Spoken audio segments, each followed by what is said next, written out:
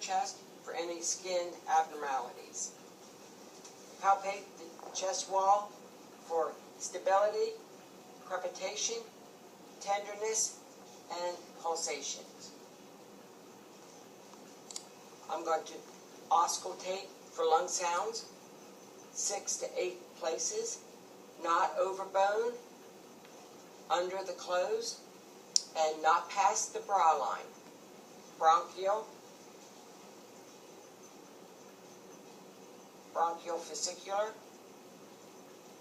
and vesicular. Lung sounds are clear. I will inspect the posterior. I will inspect the skin. I will palpate gently.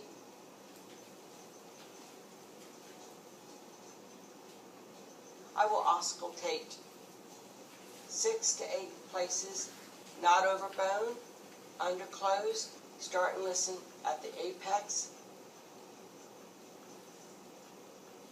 Bronchial, bronchial, broncho-vesicular, broncho-vesicular, vesicular, vesicular. Lung sounds are clear. Now I will listen for heart sounds. The first rib is hidden under the clavicle. I will go down to the first intercostal space. Second rib, second intercostal space. The aortic valve is the second intercostal space, right sternal border. S2 is louder than S1. I palpate the clavicle. First rib is hidden underneath the clavicle. I'll go down to the first intercostal space.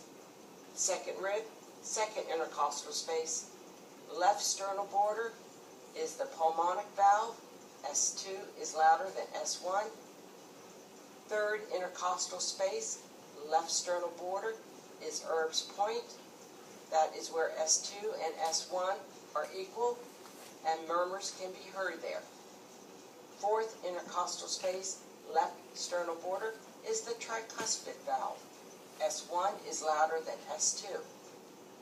Fifth intercostal space, left mid-clavicular line, is the mitral valve, and that is where S1 is louder than S2. This is where I auscultate the apical heart rate for 1 full minute.